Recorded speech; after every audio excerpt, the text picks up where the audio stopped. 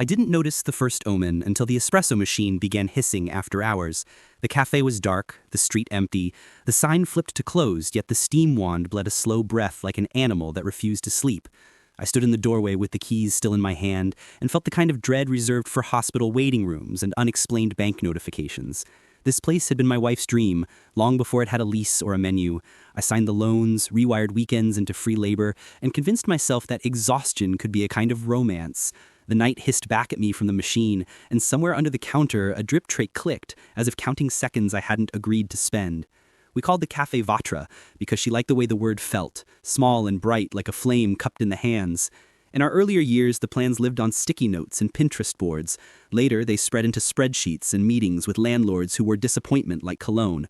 When the keys finally landed on our kitchen counter, she cried into a takeout napkin. I mistook relief for gratitude and chose not to name the difference. It felt good to provide. It felt righteous to be the forklift of her ambition and the wall she could lean her ladder against. The pride came with a shadow, though, one I ignored. The thrill I saw in her when a stranger praised her cappuccino while I unclogged the bathroom sink and pretended the compliment had been shared. The neighborhood received the place like a warm blanket. Students settled with laptops and highlighter pens. Nurses passed in the mornings with weary eyes and ready smiles. A man in a navy peacoat began to drift in at odd hours, always alone, always reading something in a language I couldn't place.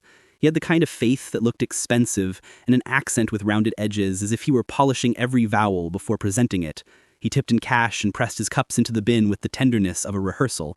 When my wife mentioned his name in passing, it slid through the moment like a glass bead. I repeated it later while counting receipts because I didn't like the texture it left in my mouth. Running a cafe is a study in low-level crisis. Milk goes off, the grinder misbehaves, a pipe complains behind the wall and bleeds rust onto mop water. Sleep becomes a kind of rental agreement you sign in pencil. I smiled through the grind because I was building a future, because the someday payoff would smooth the knots in my shoulders. My wife flourished on the other side of the counter. She learned regulars' orders before they opened their mouths. She scheduled art nights and open mics. She wore her hair in a new way that made strangers look twice. When the peacoat man began arriving after close for private tastings, she explained it as networking, a potential wholesale deal with some boutique hotel whose name sounded invented. I finished inventory in the storage room and told myself partnerships formed in strange hours. Not all hauntings involve the dead. Some are the repeated sounds of a life being balanced without your weight. The security camera I installed for insurance reasons began presenting edits I didn't film. Clips would be there in the morning, with timestamps that overlapped the period I stood cleaning the pastry case. In one, I watched myself carrying a tray while my wife leaned toward the peacoat man in the far booth, her smile tucked down and private. The audio never recorded, but the image carried enough to fill in silence. Nothing criminal, nothing you could bring to a lawyer, just the angle of a shoulder, the long blink that says, this conversation matters more than the one you had in the car on the way here.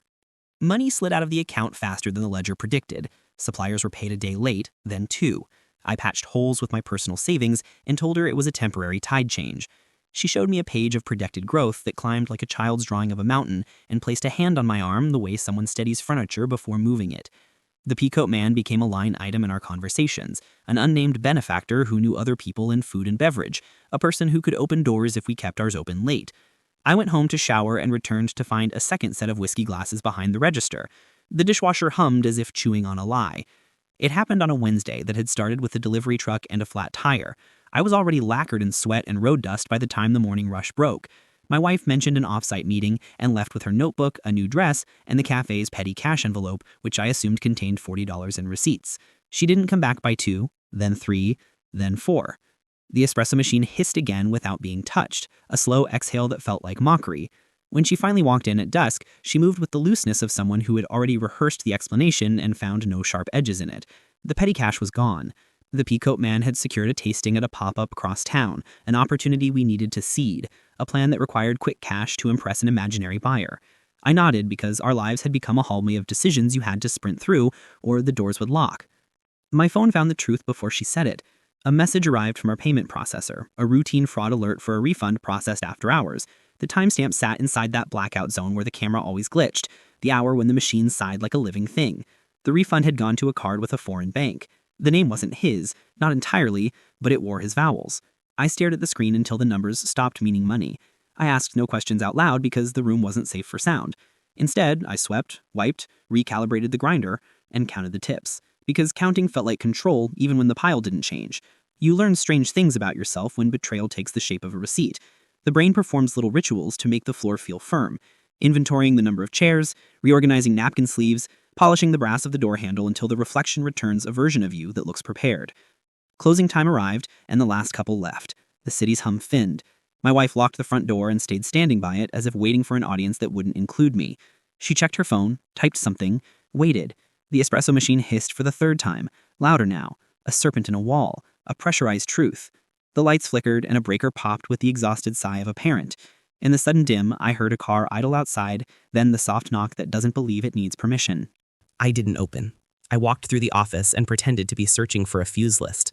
My wife stood by the door with the practiced stillness of someone deciding whether the person on the other side deserved to be let in. She didn't call out. She didn't make a show of surprise. She simply waited with her hand on the bolts as if this was choreography she'd learned elsewhere. The knock came again, 2 light taps drawn out like a promise. When she finally turned the latch, I stayed where I was, hidden by the angle of a shelf, watching through the reflection in the bakery case. A coat sleeve entered the frame first, then the outline of that expensive face softened by streetlight. No kiss, no flourish, just that private smile again, and the exchange of a small envelope that could have contained cash, tickets, or the last shred of my patience. Horror doesn't always arrive with screams. Sometimes it drips in like a slow leak that ruins joists long before you see the stain. They stood close, trading low words that viscerally rewrote the purpose of our place. The espresso machine sighed again, despite the power outage, a wrong sound in the dark, and both of them flinched like children caught. He left after a minute, steps soundless on the sidewalk, a perfume of cold air lingering like a question. My wife turned back into the room and noticed me in the reflection. For a heartbeat, she waited for me to say anything that would reset the board. I offered nothing.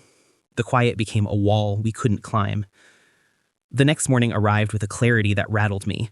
I took the early shift alone, flipped the sign, and brewed the first pot as if nothing had shifted 8 hours ago. I placed the legal pad on the counter and began a list, titled with the kind of neutrality auditors admire: outstanding liabilities, vendor contracts, licensing obligations, marital property considerations. Writing gave me a spine. Around 10, a woman I didn't recognize came in, ordered coffee, and asked a casual question about whether we ever hosted private events. Her accent matched the Peacoat man's, not perfectly, but enough to feel like a shared hometown. She left a card with a number that flickered when the light hit it, a hologram that seemed to blink. The name on the card was unpronounceable and adhesive. It clung to my thoughts like static. When I checked the security footage that night, the timestamp around her visit had been replaced by a gray bar, as if the day had shrugged. I hired an electrician to inspect the break ring because rational explanations are oxygen. He found nothing wrong. The machine hissed again that evening while he was there, and he frowned the way a doctor frowns at a symptom that doesn't belong to his body of work. He told me to replace the pressure valve and left without touching the thing that was actually broken. My wife floated through the day as if wearing stage lights, buoyed by plans I wasn't invited to hold. I began keeping copies of everything: invoices, digital backups, duplicated keys that I didn't intend to use but wanted to know existed. The part of me that had been proud to provide began to recalculate the definition of provision. Sometimes it means stepping away from a fire you started with the best intentions, knowing it will consume what it loves most if you keep feeding it. The line you cross toward divorce is not singular. It is a field of threads that eventually snap in a short, winter-like wind.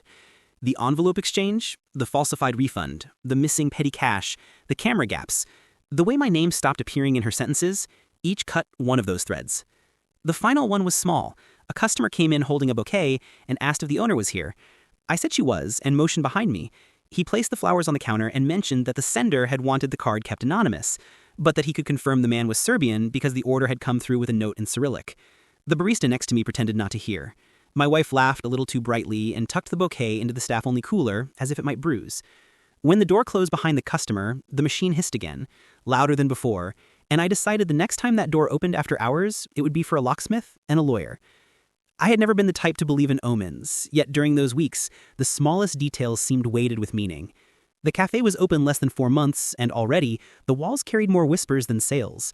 Customers who had once lined up for coffee began drifting to the rival shops down the street. When I asked about it, I heard half answers. They didn't like the atmosphere or the music or the sense that something else was happening inside those walls. I knew what they couldn't put into words. The air in that place had grown thick, like walking into a room where someone had been arguing moments before. The Serbian man, always at the back corner table, wasn't just a client anymore. He behaved like he owned the space. His legs stretched out, his phone in constant motion, his gaze locked too often on my wife. And then there was her laughter, lighter and quicker with him than with me, a sound that cut me down in ways no argument ever could. At first I tried to play it rational. I told myself it was business, that charm was part of customer service. But receipts showed me otherwise. Drinks never paid for, tabs left open and mysteriously settled later, cases of wine arriving at the cafe when I knew we'd never ordered them. She insisted it was promotion, a deal, a favor. Yet I had the books in front of me, our margins shrinking, our savings slipping, all while she carried on with this man like I had become invisible. It was around then the cameras began to glitch. Footage from late nights showed figures standing by the espresso machine long after closing, shapes too tall or too bent to be my wife or any staff. One night, at exactly 2:17 a.m., the feed showed her wiping tables while another figure sat at the corner table, the Serbian client, though I knew he wasn't in the country that week. I checked flight logs later through a contact at the airport. His passport had never been scanned in, and yet there he was on my cameras, his reflection distorted, his face flickering between frames as if the lens itself refused to catch him whole. When I confronted her, she didn't deny the closeness. She turned defensive instead, accusing me of spying, of controlling her, of trying to strangle her independence. I had expected shame, or at least denial. Instead, she looked at me with a kind of pity, as if I were the one losing my grip. She told me the cafe was hers, that I had simply bankrolled a dream that never belonged to me. That was when I called the lawyer. I laid out the evidence, the finances, the infidelity, the breach of trust. He told me what I already suspected. My case was strong, but it would be ugly. Divorce always was. And in the meantime, I should protect myself, change the locks, freeze the accounts, take the business paperwork out of her hands. The day I changed the locks was the first day I felt something physically move against me. It was dusk when I closed the cafe for the last time, new keys heavy in my pocket. Walking through the empty dining area, I heard a chair scrape across the floor. Not the gentle squeak of wood on tile, this was deliberate, a sound meant to announce itself.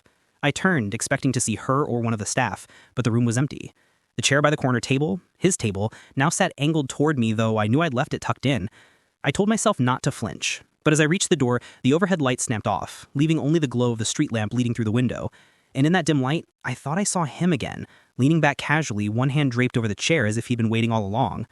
I locked the door and walked away without looking back. That night, my phone buzzed until the battery drained, messages from her alternating between fury and pleading, messages from numbers I didn't recognize written in broken English demanding I leave the cafe alone, that I return what was promised. The last one came at 3:33 a.m., a simple string of words that still chills me. You cannot divorce what was already bound.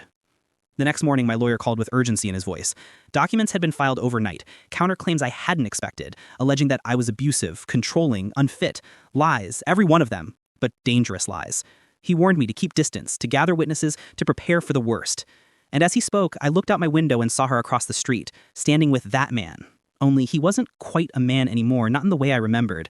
His outline seemed wrong, shoulders too sharp, his jaw lengthening when the light hit him at an angle. Passersby walked around them without a glance, as if the two of them were invisible or unremarkable. But to me, they stood out like a wound. That night, I couldn't sleep. Every creak of the house sounded like a footstep. Every shadow stretched too far. At 2 a.m., I heard the unmistakable sound of a key turning in my front lock. I rose, heart racing, and checked the door. The lock was intact, the key untouched. Yet on the inside of the door frame, faint scratches had appeared, fresh and jagged, as if something had tried to carve its way in. By the time dawn came, I had made up my mind. I would not just file for divorce, I would burn the bridge entirely. Accounts frozen, papers signed, her name removed from everything. She could have the cafe's shell, but she would never take the life I had built. Still, I couldn't shake the image of that corner chair waiting. The figure that wasn't supposed to exist staring back at me through flickering frames. Some debts, I feared, were being collected in ways lawyers couldn't touch. The papers went through faster than I thought they would. One moment I was still fighting in court. The next I was signing the last signature in front of a clerk who looked half asleep. She didn't even raise her head when she told me, flatly, that my marriage was over, assets divided, names erased.